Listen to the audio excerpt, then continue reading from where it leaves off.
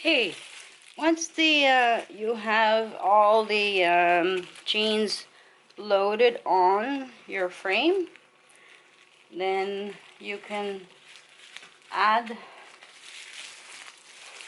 the ones going horizontally by starting one here.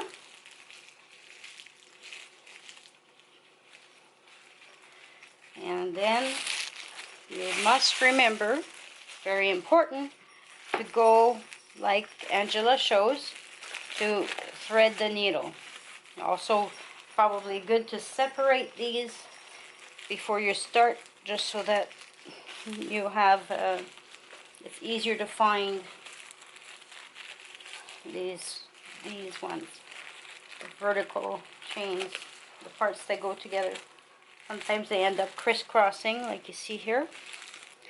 And so after loading them, I usually ask people to make sure they're all separated.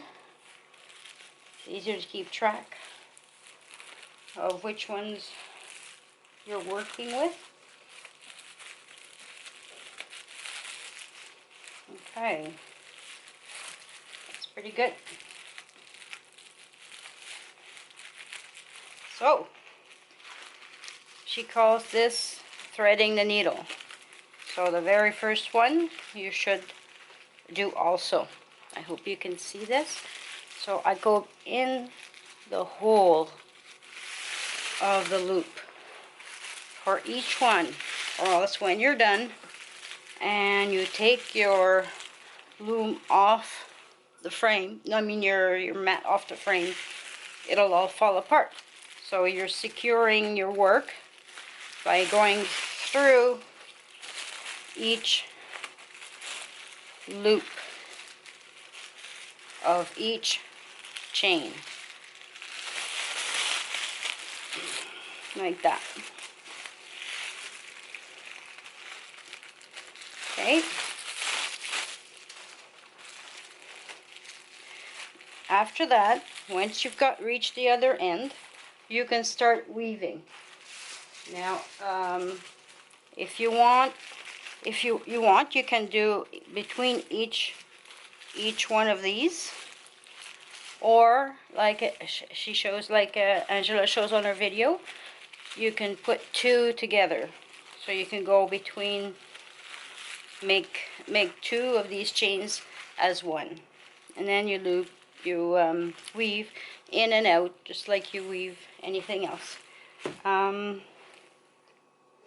And she does show the stick, which helps a lot, just because it holds every second set of strings up and makes it a lot faster to go back and forth. So again, this is the thing that we've added, so that when you're going around, we don't, when it's over here, we have a tendency to be able to keep it here. But you could, if you want, you could put holes right to the end to make sure that you don't tighten those horizontal chains. So I would weave these in, like when I would get to the end, I would wrap it around and go the other way, weave it back. And then if I had several, and I do the same thing at the other end, of course, and then I just have to keep moving it as I put each one across. One thing with this style of frame, I suggest, especially when you're new, to insert one of these cardboard, or like this is obviously a for sale sign. Put it between the two, the front and the back, so that when you're just starting off, sometimes we end up grabbing the other side, the chains that are on the other side, just to keep it easier to determine which ones you're supposed to have working with. So here, then I know when I'm touching this that these are all on this side, and then the other ones, when I'm going the other way, it won't be so hard, because You see, the other side will be already done, so we won't get mixed up with the other side, with the vertical chains on the other side of the frame. So you weave just as long, the same way. Now you notice here that there's a bit more material here. So the way I thought of dealing with that is, let me see, I think there's some that aren't quite finished over there. So I would do the weaving, and then I push this part over, and then I would weave again here and push it over the edge, so it fills in right to the nail, or as close to the nail as you wish, because we know that we can finish we can leave it like that. There's no problem when you're finished to leave them like little ends with loops, or you can do the way Angela shows, and she single crochets them over and then finishes at the end, and at the end is where her tail is, and then she ties it along the side. So I have one that's almost finished, so I'll show you how to do that. So don't forget, the same thing you're going to be doing the same thing when you get to this part. Now, some people have a hard time with that because the board is in the way. They find it hard to crochet here. To weave. So I'll show you again. So let's say it's all loaded up to, you've weaved right up to here. Then I would turn it around.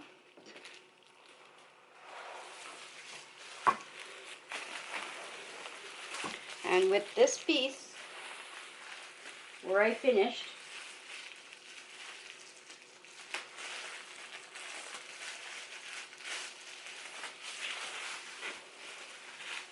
these nails are always catching everything. I think I'm going to try using round-headed screws and see, because the nails do tend to catch on everything. Maybe the screws would be the same, but it'd be interesting to find out. So let's say I've finished weaving this whole side, or the first side that I was showing you. Let's say I'm finished weaving there, but it's getting hard to weave over this piece of wood. So what I would do is weave on this side where it's easy again. So if I go two, over, under, okay. So, and I pull it nice and tight. Then I just push it over the edge like this, and it fills in quite well. If it was tighter, it'd be better, because I'm not actually doing a real one. But anyways, you do see that you can just push this over the end, and it fills in that part that's hard to weave. So you weave it down here and then push it over until it's filled. And even after that, if there's still a little gap when you put your mat, unhook the mat off the nails and you lie it flat, there may be a little space in the middle here that the weaving is not quite as tight. So all you have to do is push your vertical weaving chains, just bring them together and fill in that hole, because it doesn't have to be, like, it'll end up being quite nice. You can't really tell once you've pushed the material in to fill in that little gap. So this is what I do. This is the part that some people have a hard time with. So I weave, when I've weaved as far as I can comfortably on the front, then I go to the other side, weave a little lower where there's more room, probably just above the knot here, because the knots are the ones that catch when you go over here. So then I just weave and then push it over. Push it over, and as you keep pushing over, it will slowly fill in here. Okay, what's the other thing I can show you?